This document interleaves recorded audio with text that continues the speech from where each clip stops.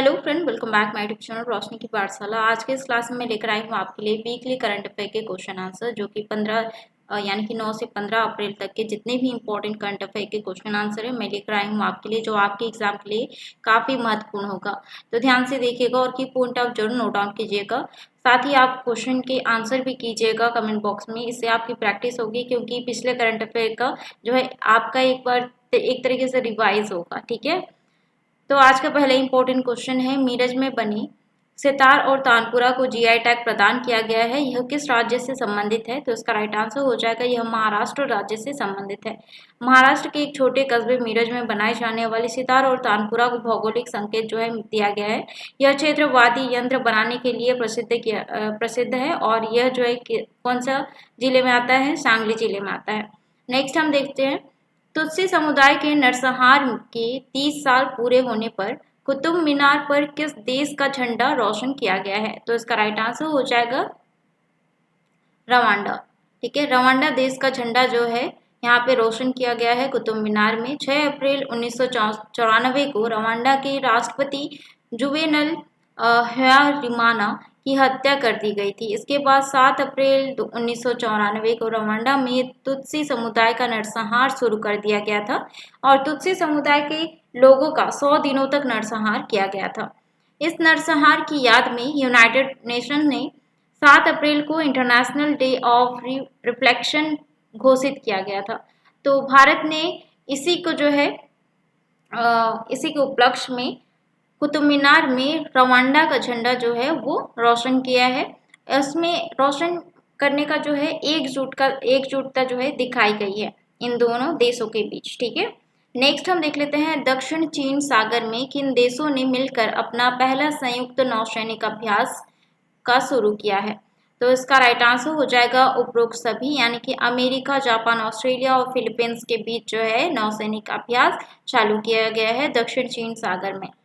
Next हम देख लेते हैं, आई लीग प्रतियोगिता 2023-24 का खिताब किसने जीता है? तो इसका राइट आंसर हो जाएगा मोहम्मडन स्पोर्टिंग ने जीता है। ऑप्शन ए इसका राइट आंसर है। मोहम्मडन और स्पोर्टिंग ने शिलोंग लाजोंग क्लब को 2-1 से हराकर आई लीग 2023-24 का प्रतियोगिता जीत लिया है। फाइनल मुकाबला मेघालय की शिलोंग के SSA ग्राउंड में आयोजित किया गया था। मोहम्मद स्पोर्टिंग क्लब का संबंध जो है कोलकाता से है। नेक्स्ट हम देख लेते हैं, विश्व 10K बेंगलुरु रोड रनिंग प्रतियोगिता के 16वें संस्करण के लिए अंतर्राष्ट्रीय इवेंट एम्बेसडर किसे नियुक्त किया गया है? तो इसका राइट आंसर हो जाएगा वैलेरी एडमस को नियुक्त किया गया है। ओलंपिक पदक विजेता डेम वैलेरी एडमस को 28 अप्रैल को होने वाले विश्व 10K बेंगलुरु रोड रनिंग प्रतियोगिता के 16वें संस्करण के लिए अंतर्राष्ट्रीय इवेंट एम्बेसडर नामित किया गया है। डैम वैलेरी एडमस एक शॉर्ट पुटर हैं, और डैम वैलेरी का संबंध जो है न्यूजीलैंड से है। नेक्स्ट हम देख लेते हैं, किस युद्ध अभ्यास के दौरान उन्नाव में आगरा लखनऊ एक्सप्रेसवे पर फाइटर विमान का एयर शो जो है आयोजित किया गया है? तो इसका राइट आंसर हो जाएगा गगन शक्ति अभ्यास जो है आयोजित किया गया है। उन्नाव के आगरा लखनऊ एक्सप्रेसवे पर फाइटर विमानों का एयर शो हुआ है, जिसमें भारतीय वायुसेना ने गगन शक्ति युद्ध अभ्यास किया है। नेक्स्ट हम देख लेते हैं, भारत और किस देश के बीच व्यापार पर बातचीत शुरू हुई है? तो इसका राइट आंसर हो जाएगा भारत और पेरू के बीच जो है व्यापार बातचीत शुरू हुई है। भारत और पेरू के बीच व्यापार समझौते के लिए 7वें दौरे की बातचीत नई दिल्ली में की जा रही है, और उद्देश्य है वस्तुओं पर सीमा शुल्क को कम या समाप्त करके सेवाओं और व्यापार को बढ़ावा देकर द्विपक्षीय व्यापार और निवेश को मजबूत करना है। भारत ने वित्तीय वर्ष 2023 में पेरू से 2.25 बिलियन अमेरिकी डॉलर का सामान खरीदा है। नेक्स्ट हम देख लेते हैं, डेमेशिया पर ब्रिटेन की शोध टीम में भारतीय मूल के किस विशेषज्ञ को शामिल किया गया है? तो इसका राइट आंसर हो जाएगा डॉक्टर अश्विनी केशव को शामिल किया गया है। ऑप्शन ए इसका राइट आंसर है। भारतीय मूल की तंत्रिका विशेषज्ञ यानी कि न्यूरोलॉजिस्ट डॉक्टर अश्विनी केशवन को ब्रिटेन के विश्व स्तरीय शोध दल में जो है शामिल किया गया है। सीआरपीएफ वीरता दिवस कब मनाया जाता है? तो सीआरपीएफ वीरता दिवस जो है 9 अप्रैल को प्रति वर्ष मनाया जाता है। क्यों मनाया जाता है? सीआरपीएफ वीरता दिवस हर साल 9 अप्रैल को गुजरात के कच्छ के रण में सरदार पोस्ट पर लड़ाई की याद में मनाया जाता है। 9 अप्रैल 1965 को एक पूर्ण पाकिस्तानी सैन्य ब्रिगेड के हमले को सीआरपीएफ की केवल 2 कंपनियों ने खदेड़ दिया था, जिसमें जो है भारतीय सीआरपीएफ बल यानी कि जवानों की जो है जवान जो है शहीद हुए थे। 6 जवान वहाँ पे शहीद हुए थे। नेक्स्ट हम देख लेते हैं परमाणु ऊर्जा विभाग ने वर्ष 2047 तक भारत की परमाणु ऊर्जा उत्पादन क्षमता 8000 मेगावाट से बढ़ाकर कितना करने का लक्ष्य रखा गया है?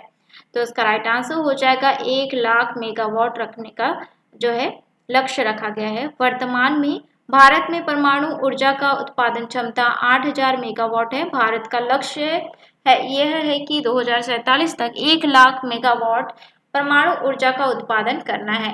नाभिकीय ऊर्जा भारत के लिए विद्युत का 5वां सबसे बड़ा स्रोत है।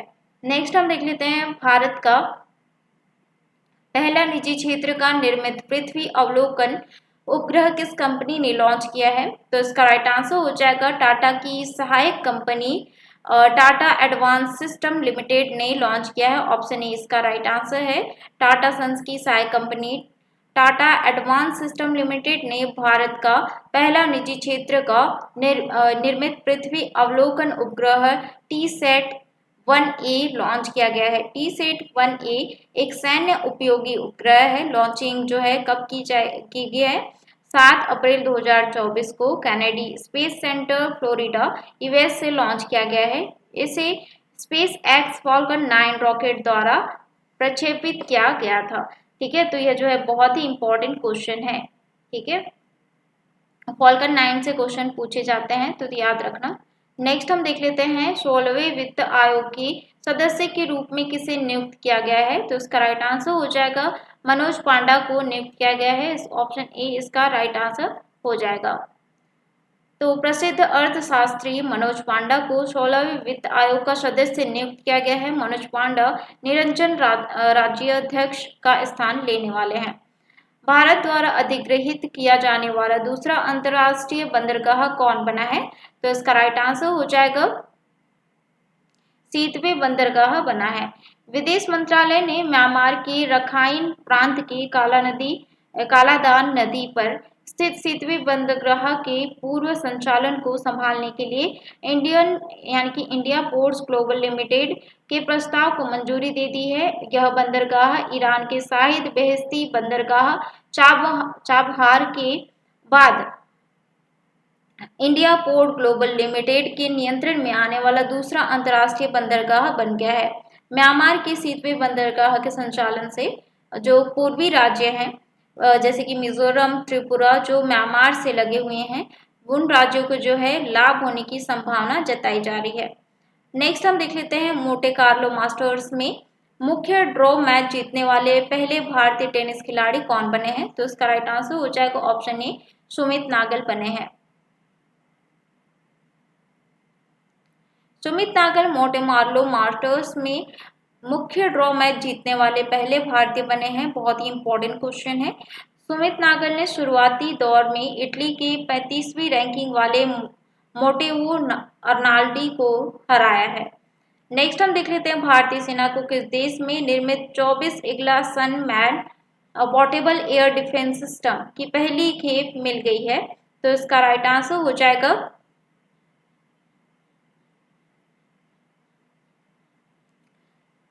रूस में।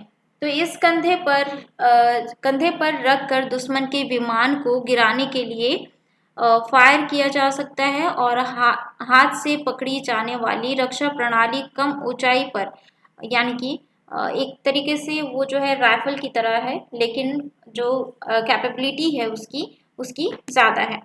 ऊंचाई पर उड़ रहे विमानों को गिराने की क्षमता रखता है और यह क्रूज मिसाइलों और ड्रोन जैसे हवाई टारगेट की भी पहचान कर सकता है और उन्हें टर्मिनेट कर सकता है। तो मैंने इमेज में पहले दिखाया था पिछले करंट अफेयर में। नेक्स्ट हम देख लेते हैं विश्व होम्योपैथी दिवस कब मनाया जाता है? तो यह जो है 10 अप्रैल को मनाया जाता है प्रतिवर्ष। क्यों मनाया जाता है? देखिएगा, doctor Christian Friedrich Samuel Hahnemann जो है इनके जन्मदिन के उपलक्ष्य में मनाया जाता है विश्व होम्योपैथी दिवस। और हैनीमैन को हेमोपैथी के जो है जनक के रूप में भी जाना जाता है। नेक्स्ट हम देख लेते हैं जॉन टिनिस वुड का संबंध किस देश से है, जो वर्तमान में दुनिया के सबसे बुजुर्ग व्यक्ति बन गए हैं। तो इसका राइट आंसर हो जाएगा इनका संबंध इंग्लैंड से है। इंग्लैंड के जॉन अल्फ्रेड टिनिस वुड आधिकारिक तौर पर दुनिया के सबसे बुजुर्ग जीवित व्यक्ति बन गए हैं। टिनिस वुड का जन्म 26 अगस्त 1912 को लिवरपूल में हुआ था और उनकी उम्र है 111 साल और 224 दिन। नेक्स्ट हम देख लेते हैं भारत को पीछे छोड़ते हुए रूस से सबसे अधिक क्रूड ऑयल का आयात किस देश ने किया है। तो इसका राइट आंसर हो जाएगा चाइना ने किया है। सीनियर महिला राष्ट्रीय हॉकी टीम का कोच किसे नियुक्त किया गया है। तो इसका राइट आंसर हो जाएगा हरेंद्र सिंह को नियुक्त किया गया है। हरेंद्र सिंह पूर्व भारतीय हॉकी खिलाड़ी हैं। उन्हें 2012 में द्रोणाचार्य पुरस्कार से सम्मानित किया गया है। द्रोणाचार्य पुरस्कार उत्कृष्ट प्रशिक्षकों को प्रदान किया जाता है। नेक्स्ट हम देख लेते हैं प्रसिद्ध वैज्ञानिक पीटर हिंग्स का निधन हुआ है। ये किस शोध कार्य से जुड़े थे। तो इसका राइट आंसर हो जाएगा ऑप्शन ए, गॉड पार्टिकल से जुड़े हुए थे। तो पीटर हिंग्स ने 1964 में हिंग्स बोसॉन पार्टिकल यानी कि गॉड पार्टिकल के खोज में महत्वपूर्ण भूमिका निभाई थी। और यह जो गॉड पार्टिकल है यानी कि हिंग बोसॉन पार्टिकल किनके नाम पर रखा गया है। बोसॉन स्वतंत्र नाथ बोस के नाम पर रखा गया है। जॉन एल जैक्स फिगर्ड जूनियर पुरस्कार 2024 से किसे सम्मानित किया गया है। तो उसका राइट आंसर हो जाएगा इसरो को सम्मानित किया गया है। इसरो की चंद्रयान 3 मिशन की टीम को अमेरिका के स्पेस फाउंडेशन द्वारा अंतरिक्ष अन्वेषण के लिए 2024 के जॉन एल जैक स्विगर्ट जूनियर पुरस्कार से सम्मानित किया गया है। WHO के अनुसार 2022 में हेपेटाइटिस संक्रमण से भारत में कितने लोगों की मृत्यु हुई है। तो इसका राइट आंसर हो जाएगा 1.23 लाख लोगों की जो है मृत्यु हुई है हेपेटाइटिस संक्रमण से। तो WHO की वैश्विक हेपेटाइटिस रिपोर्ट 2024 के अनुसार 2022 में संक्रामक हेपेटाइटिस वायरल बीमारी से भारत में 1.23 लाख लोगों की मौत हो गई है। वैश्विक हेपेटाइटिस रिपोर्ट 2024 को 9 से 11 अप्रैल 2024 तक पुर्तगाल की राजधानी लिस्बन में आयोजित विश्व हेपेटाइटिस शिखर सम्मेलन के दौरान जारी किया गया है। नेक्स्ट हम देख लेते हैं वैश्विक हवाई अड्डा संचालन के प्रमुख के रूप में किसे नियुक्त किया गया है। तो इसका राइट आंसर हो जाएगा जयराज सनमुगम को नियुक्त किया गया है। ऑप्शन सी इसका राइट आंसर है। एयर इंडिया ने जयराज सनमुगम को वैश्विक हवाई अड्डा संचालन प्रमुख के रूप में नियुक्त करने की घोषणा की है। और सनमुगम ने बेंगलुरु इंटरनेशनल एयरपोर्ट लिमिटेड के लिए काम किया हुआ है। अफ्रीका की लंबाई तक दौड़ने वाले पहले व्यक्ति कौन बने हैं। तो इसका राइट आंसर हो जाएगा हार्डेस्ट गीजर बने हैं। ब्रिटिश व्यक्ति रसकुक जो है अफ्रीका की लंबाई तक दौड़ने वाले पहले व्यक्ति बने हैं। और रसकुक को हार्डेस्ट गीजर के नाम से भी जाना जाता है। मैराथन धावक रसकुक ने 352 दिन में 16 देशों की यात्रा करने के बाद जो है पूरे अफ्रीका में अपनी दौड़ पूरी की है। ठीक है, कितने देशों की, 16 देशों की यात्रा उन्होंने की है। वे एक मैराथन धावक हैं और 352 दिन में 16 देशों की यात्रा की है। नेक्स्ट हम देख लेते हैं शक्ति संगीत और नृत्य का उत्सव का आयोजन किसके द्वारा किया जा रहा है। तो इसका राइट आंसर हो जाएगा संगीत नाटक अकादमी के द्वारा किया जा रहा है। कहाँ पे किया गया था, गुवाहाटी में किया गया था। नेक्स्ट हम देख लेते हैं स्विगी ने पानी पर फूड डिलीवरी सर्विस कहाँ से शुरू किया है। तो इसका राइट आंसर हो जाएगा श्रीनगर से शुरू किया है। सरहुल त्योहार किस राज्य में मनाया गया है। तो इसका राइट आंसर हो जाएगा झारखंड में मनाया गया है। हुरुन ग्लोबल यूनिकॉर्न इंडेक्स 2024 के अनुसार भारत का कौन सा स्थान है। तो इसका राइट आंसर हो जाएगा भारत का तीसरा स्थान है। Hurun global unicorn index 2024 report के अनुसार भारत दुनिया के यूनिकॉर्न का तीसरा सबसे बड़ा केंद्र बन गया है। जल जीवन मिशन के तहत घर तक नल से जल पहुंचाने में पहला जिला कौन बना है। तो इसका राइट आंसर हो जाएगा तमिलनाडु का एक जिला नीलगिरी। यह जो है पहला जिला बन गया है। मानव अंतरिक्ष उड़ान का अंतर्राष्ट्रीय दिवस कब मनाया जाता है? तो इसका राइट आंसर हो जाएगा 12 अप्रैल को मनाया जाता है। जैन धर्मगुरु लोकेश मुनि को किस देश में प्रेसिडेंट गोल्ड वॉलंटियर सर्विस पुरस्कार से सम्मानित किया गया है? तो उसका राइट आंसर हो जाएगा अमेरिका देश द्वारा सम्मानित किया गया है। पहली बार राष्ट्रीय महिला हॉकी लीग 2024-25 का आयोजन कहाँ किया जाएगा? तो इसका राइट आंसर हो जाएगा झारखंड में किया जाएगा। होम्योपैथी संगोष्ठी का आयोजन कहाँ किया गया है? तो उसका राइट आंसर हो जाएगा नई दिल्ली में किया गया है श्रीमती द्रौपदी मुर्मू द्वारा। किसने बालिका सशक्तिकरण मिशन का नया संस्करण लॉन्च किया है? तो उसका राइट आंसर हो जाएगा एनटीपीसी ने लॉन्च किया है। वर्ल्ड साइबर क्राइम इंडेक्स 2024 में भारत की रैंक क्या है? तो भारत की रैंक है 10वां। नेक्स्ट हम देख लेते हैं 20वीं एशियाई कुश्ती चैंपियनशिप 2024 का आयोजन किस देश में किया जा रहा है? तो उसका राइट आंसर हो जाएगा किर्गिस्तान में किया जा रहा है। भारत में ब्रिटेन की पहली महिला उच्चायुक्त कौन बनी है? तो उसका राइट आंसर हो जाएगा लिंडी कैमरून बनी है। किस देश ने रूस यूक्रेन के मध्य चल रहे संघर्ष को समाप्त कर शांति वार्ता के लिए आमंत्रित किया है? तो इसका राइट आंसर हो जाएगा स्विट्जरलैंड ने आमंत्रित किया है। Piezo electric bone conduction hearing implant करने वाला देश का पहला सरकारी अस्पताल कौन बना है? तो उसका राइट आंसर हो जाएगा कमांड अस्पताल पुणे बना है। क्यूएस वर्ल्ड यूनिवर्सिटी रैंकिंग 2024 में जेएनयू की रैंकिंग क्या है? तो उसका राइट आंसर हो जाएगा 20 है। उत्तर प्रदेश का पहला ग्लास स्काई वॉक ब्रिज किस देश यानी कि किस जिले में स्थापित किया गया है? तो उसका राइट आंसर हो जाएगा उत्तर प्रदेश के चित्रकूट जिले में स्थापित किया गया है। मुरारी लाल का निधन हो गया है, वह कौन थे? तो मुरारी लाल जो है चिपको आंदोलन के नेता थे और एक पर्यावरणविद थे। यूएस इंडिया टैक्स फोरम के प्रमुख कौन बने हैं? तो इसका राइट आंसर हो जाएगा तरुण बजाज बने हैं।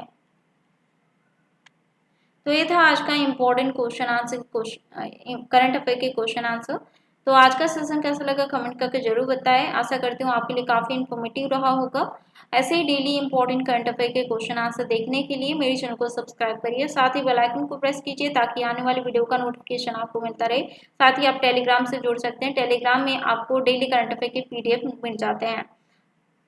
तो मिलते हैं नेक्स्ट वीडियो में इंपॉर्टेंट जी के क्वेश्चन के साथ। वीडियो को जरूर लाइक कीजिए और ज़्यादा से ज़्यादा शेयर कीजिएगा।